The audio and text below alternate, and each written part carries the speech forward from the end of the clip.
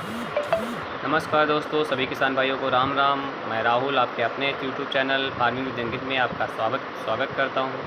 आज हम लोग बात करेंगे धान की फसल के बारे में, क्योंकि धान की फसल करीब 21 महीने पहले लग चुकी है। सबके खेतों में खादें पड़ चुकी हैं, कल्लेयों का विकास हो चुका है।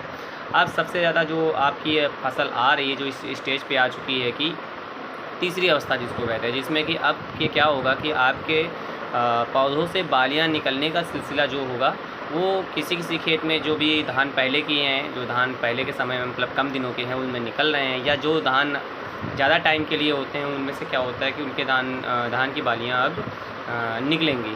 तो सबसे हम लोग जानेंगे कि इस अवस्था में अपने धान के खेतों में क्या डालें जिससे हमारे दाने अधिक अच्छे से अधिक अच्छे भरपूर मात्रा में पैदा हों और ज़्यादा से ज़्यादा मतलब कि दानों की संख्या बढ़ सके। तो हम लोग बात करेंगे आज इसी विषय में।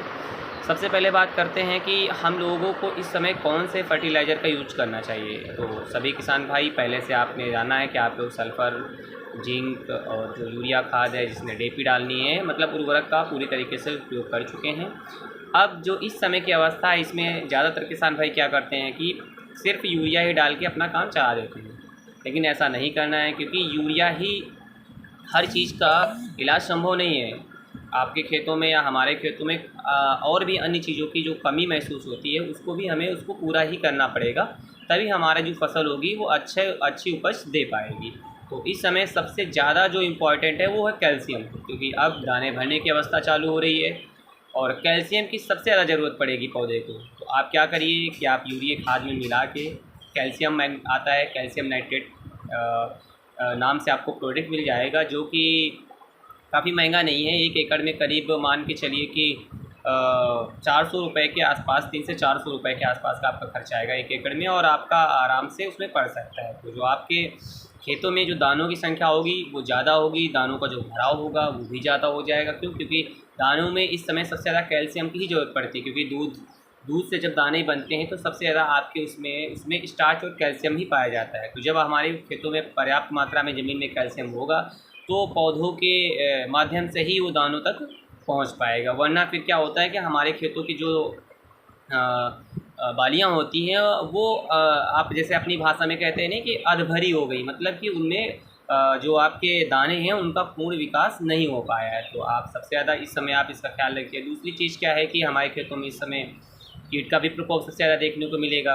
बालियाँ सफ़ेद निकलेंगी, बालियाँ टूट गर्दन जो आप बोलते हैं ना, नीचे से कट जाएगा तना, तो बालियाँ वाइट निकलेंगी, दाने सफ़ेद हो जाएंगे। तो इन सब चीज़ों को, इसके बारे में मैंने एक वीडियो पीछे बना रखी है कि आप अगर ऐसी अवस्था आपके फसल में दिखती है तो आप उसमें कौन सी चीज़ यूज कर सकते हैं। तो आज के लिए इतना ही। आप अपने खेतों में कैल्शियम, अगर आपके बालियों में कोई जैसे पत्तियों में वाइटपन है या पीलापन है तो आप जिंक और आयरन का भी यूज़ कर सकते हैं। अगर वाइट है तो आप आयरन का यूज़ करिए, अगर आपकी पत्तियां ऊपर से पीली पड़ रही हैं तो आप जिंक का ही यूज़ करिए। आपके खेतों में जिंक या आयरन की कोई पोषक तत्वों की कमी है, आप यूज़ कर सकते हैं। सबसे बढ़िया चीज़ है, हमारे पास एक प्रोडक्ट आया हुआ है, 5 किलो में आया हुआ है, उत्तम कंपनी का एक ब्रांड है उत्तम, उस कंपनी का आया हुआ है। उसमें से आपका कैल्शियम, मैग्नीशियम और आयरन और उसके बाद आपका जिंक, ये चारों प्रोडक्ट मिक्स होकर आए हुए हैं। मतलब एक संपूर्ण न्यूट्रिएंट्स हैं जो कि आप अपने खेतों में यूज कर सकते हैं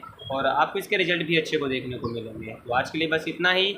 आप अपने खेतों का ध्यान रखिए, अपनी सेहत का ख्याल रखिए और हमारे चैनल को सब्सक्राइब कर लीजिए। और भी जो जानकारी, आपके कमेंट्स होते हैं, आप हमसे पूछ सकते हैं हमारे चैनल के माध्यम से।